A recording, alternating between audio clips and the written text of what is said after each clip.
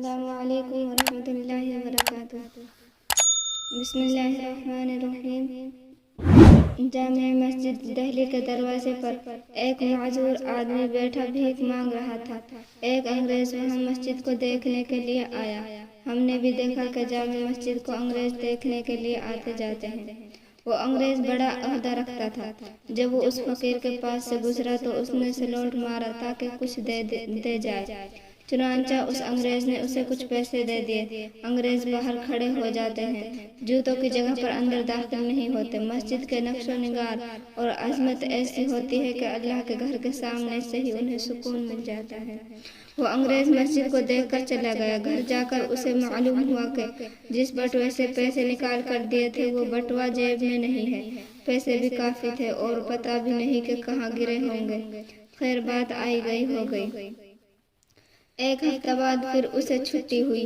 اس کی بیوی نے کہا کہ تم مسجد دیکھ آئے ہو، مجھے بھی دکھاؤ۔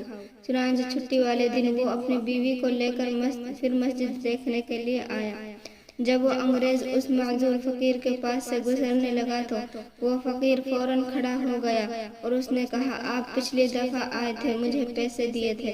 اس کے بعد آپ بٹوا جیب میں ڈالنے لگے۔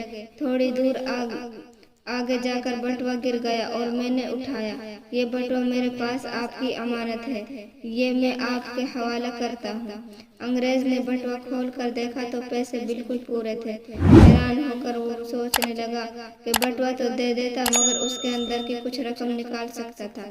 مجھے امید تو یہی تھی کہ یہ کیا ہوا کہ سارے کے سارے پیسے مجھے منوعاً واپس کر دیے۔ اس نے اس فقیر سے پوچھا، آخر کیا بات ہے کہ تم نے کچھ بھی پیسے اپنے پاس نہ رکھے؟ وہ معذور فقیر کہنے لگا، بات یہ ہے کہ قیامت کے دن ہر آدمی اپنے نبی کے پیچھے ہوگا، جماعتوں کی صورت میں انبیاء کرام علیہ السلام کے پیچھے چل رہے ہوں گے۔ جب میں نے بٹوا اٹھایا تو میرا جی چاہتا کہ میں اسے لے لوں، مگر پھر مجھے خیال آیا کہ ہر کام اللہ کے سامنے پیش ہونا ہے۔ اگر میں یہ پیسے رکھ لوں گا اور قیامت کے دن میں حضور صلی اللہ علیہ وسلم کے پیچھے کھڑا ہوں گا اور آپ حضرت عیسیٰ علیہ السلام کے پیچھے کھڑے ہوں گے، اس وقت ایسا نہ ہو کہ آپ کے نبی میرے نبی کو گلا دے کہ آپ کے امتی نے میرے امتی کے پیسے لے لیے تھے۔ یہ سوچ کر میں نے اس میں کوئی خیانت نہ کی اور آپ کے پیسے میں نے آپ کو لوٹا دیے۔ کاش ہمیں دہلی کے اس فقیر معذور جیسی محبت بھی حضور صلی اللہ علیہ وسلم سے ہوتی۔ قوت عشق سے ہر پست کو بالا کر دے، دہر میں اس محمد سے اجالا کر دے۔